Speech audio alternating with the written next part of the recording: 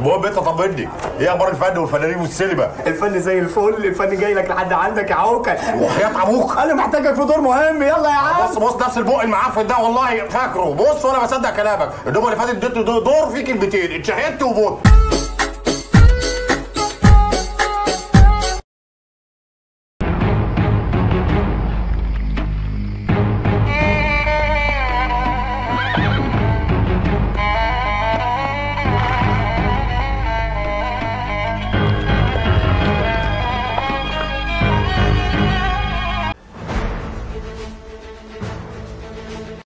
هنا صدقت حلمي وبدأت، قالوا عني زمان موهوم بيضيع وقت، لا يوم سلمت. اخلص يلا ادوله سلاح. ايه ده يا عم، انا هحارب لوحده ولا ايه؟ طب ايه ده بس؟ يا عم في ايه؟ ما تعصبنيش. احنا هنضبش، يا اما نوصل للبر ونقف على رجلينا، يا اما نغرق، مفيش حل تالت.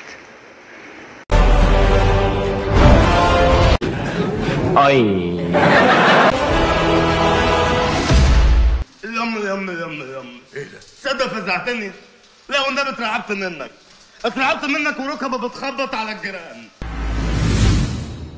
احنا الملوك، احنا زمانك. يمي خاف يا عيد. يمي احنا الملوك، احنا زمانك. برضو ماشي، حقكوا عليا، انا غلطان، دماغك يا ابن ابو اسد. شوف انا عامل معاك اتفاق، هديلك 200 جنيه وتحكي لي الحكايه دي تاني.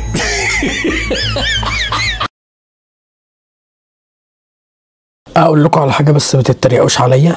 نادي الزمالك ده زي ما انا طول عمري عندي مقوله بحبها. لا اوعى تقول.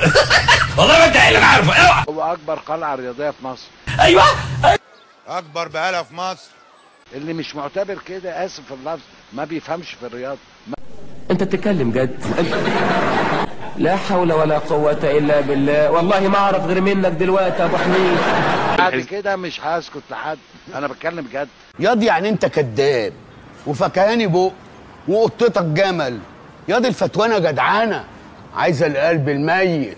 ده كان زمان يابا، الفتوانه دلوقتي اللي يعرف يجري، وابنك ساعه الضرب رهوان. مش نادي الزمالك اكبر قلعه رياضيه في مصر. بأمارة ايه يا اخويا؟ بأمارة العلا اللي بتاكلها كلنا ياض. اخش اجيب لك سطر الجلاليب من جوه. انت بتعايرني؟ دي كانت ملفات قديمه واتحرقت خلاص، انا دلوقتي بكافح يا بابا. وبمناسبه بقى اكبر قلعه رياضيه في مصر، اكبر بقاله في مصر.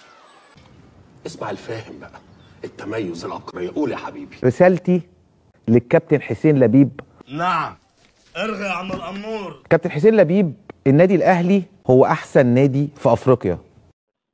يا ابني حرام عليك والله، هتموتني ناقص عمر. النادي الاهلي هو اكتر نادي حصل على بطولات في القاره السمراء. وايه الجديد يا شيرلوك هولمز انت؟ النادي الاهلي النادي الوحيد اللي وصل اكتر من مره لكاس العالم للانديه. خمسة حرام عليك، اعطي له 5. النادي الاهلي هو اقدم نادي، اقدم من نادي الزمالك 1907 وده 1911. كان يوم اخبر يوم ما عرفناكم. النادي الاهلي هو بطل الدوري اللي فات وبطل كاس مصر. ايه هذا الحنك اللي معفن دي؟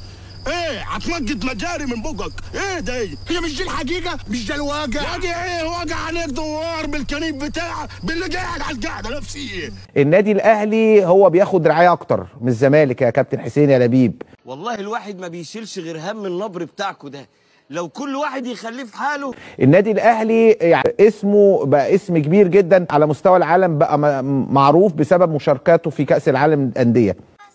ايه تعرف تعمل زيه؟ بصراحه لا. خلاص استمتع وانت ساكت. بوجه رسالتي لكابتن حسين لبيب، وانه قال ان الزمالك اكبر قلعه رياضيه في مصر.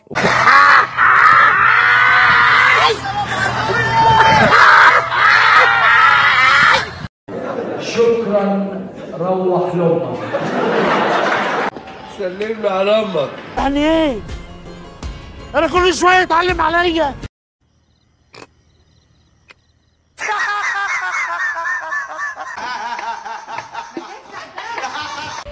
ونرجو أن تكونوا قد استمتعتوا معنا بالخدمة.